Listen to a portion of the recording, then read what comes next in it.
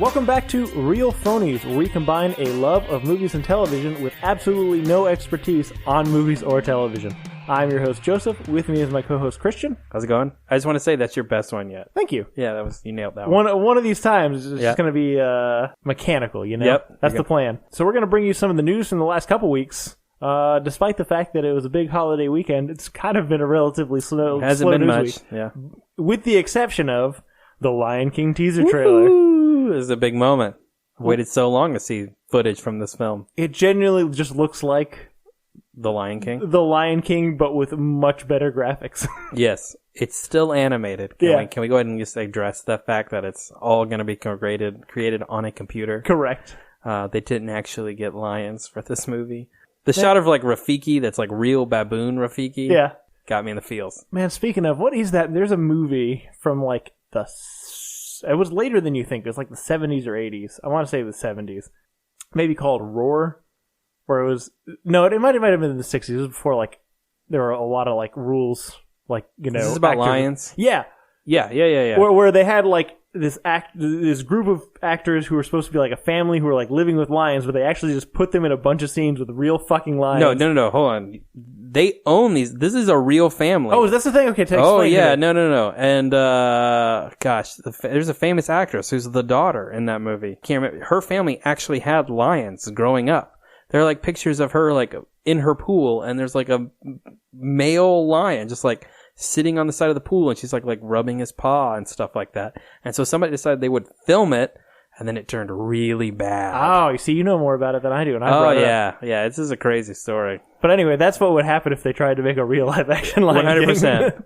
Put a bunch of zebras next to real lions. Yeah. Like, they're gonna die. All we needed was James Earl Jones talking in this. That's all I needed. It sufficed everything. All my desires. Definitely. I'm excited. I want to see. So I'm assuming Donald Glover is doing like adult and child Simba. No, I think he's just doing adult. Oh, is he just doing adult? Yeah, if you look on the cast list, there is a child Simba. Okay. I don't know. I mean, it's a great cast. I loved the Jungle Book interpretation. I'm super down with this. Yeah, Jon Favreau is basically like batting 1,000 for me. So mostly, yeah. I'm pumped to see what he can do with this franchise.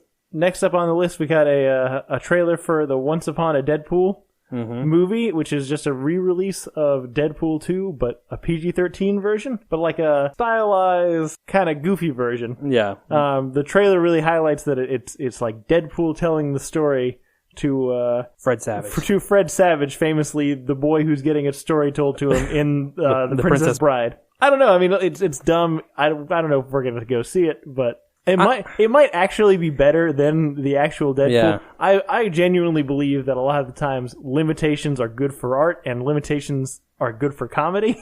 I think you enjoyed Deadpool 2 more than I did. I did. Ian definitely enjoyed it the most, I believe, out of all of us. Did he? He said he preferred it to the first one, and I couldn't agree. Yeah, there. but he really hates the first one. That's fair.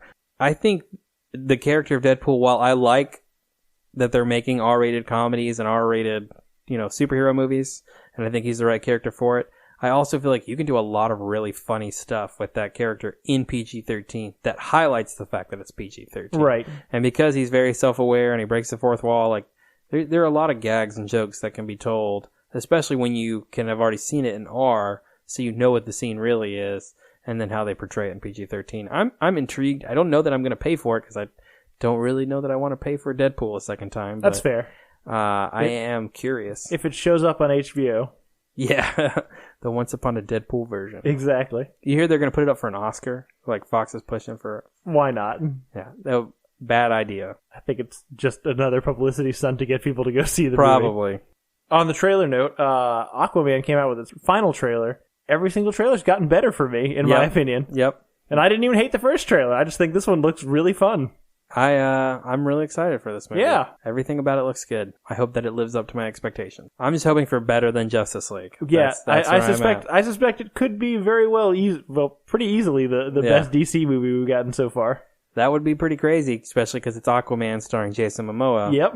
But everything looks good. I mean, everything looks like it should. And so far, no one has complained about Jason Momoa that I have heard about, at least his performance. So shocking. Hey, I think the reviews should come out. We're recording Monday afternoon. Yep.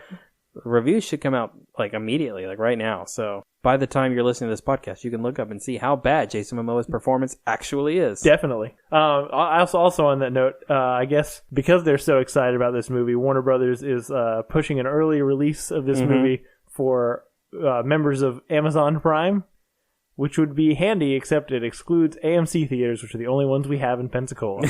So we'll be seeing it on normal release date. For those national and international listeners, enjoy that if that's your thing. Yeah. For those of you in Pensacola, eat shit, I guess, because it's not coming to us. So we found out this week that David Ayer's Suicide Squad was originally supposed to have Steppenwolf as the villain, who we might very well possibly not remember as the villain from Zack Snyder's Justice League movie, which makes so much sense. Yeah, a lot more sense. It's literally the exact same character design.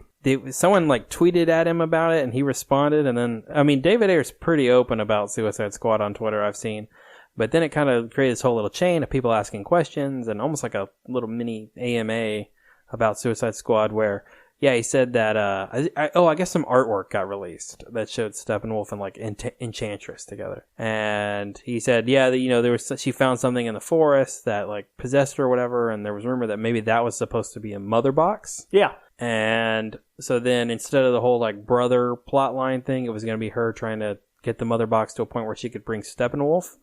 And so Steppenwolf would have been the bad guy, and instead of those, weird former human mutant monster things, it would have been parademons. Yeah. And so Suicide Squad would have almost been the build-up in definitely coming out of Justice League, or out of Batman vs. Superman, and then right into Justice League. I'm not sure why they changed that plan, because that makes a whole lot of sense. It definitely makes the story make more sense. I'm not sure that the movie would have been substantially better, but at least it would have been narratively more satisfying, probably. For sure.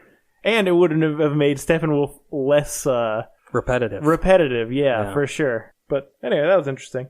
For our gamer listeners out there, they released a set photo from the Monster Hunter movie starring, oh shit, I already forgot her name. Mila Jovovich from, is she the Underworld girl? Resident Evil. See, I mixed them up. Kate Beckinsale? You mixed up Mila Jovovich and Kate Beckinsale? Just it doesn't matter. And Tony Jaa, he's in that movie. Tony Jaa? I know nothing about this series. I have never played them, but I know some people are real big fans of them. I think there are giant monsters in them. Will this be the best video game movie ever made? No. The bar is not high, so it's still possible. It's made by Paul Anderson, Mila Jovovich's husband, who made, I think, all of the Resident Evil movies. Now you got me doing all the Resident Evil movies. At least he directed a majority of them. This movie's going to be bad. Yeah, it's going to be fine. But I'm probably going to see it. That's fine. There was a trailer released this past week, for a gender-swapped reboot of What Women Want called What Men Want, starring Taraji P. Henderson from Empire and other things. Yeah. I don't know what to do about this movie. I'm not going to see this movie. No, definitely. My thing is, the original movie is problematic, one, because Mel Gibson is problematic everywhere in retrospect. Mm-hmm. But in current social standards, that movie does not hold up. It looks very archaic. And I understand that the movie with Mel Gibson is very much about Mel Gibson using his powers to manipulate and have sex with women. Yes. This one seems like it's going to be more geared towards Taraji P. Henderson using the power to, make status gains in her career, yes, but also still kind of to manipulate and have sex with men. And I just feel like I don't think this is the thing we should be doing. No, I understand the appeal of kind of it's a kind of a satisfying power swap, but I just think this is a concept that needs to be abandoned wholly. It wasn't good the first time. I don't think it's going to be very good the second time. And I think you're right. The same way we kind of look back on the first one, we're probably going to do that on the second one as well. Just be like, we weren't thinking this through all the way. It's not for me. No.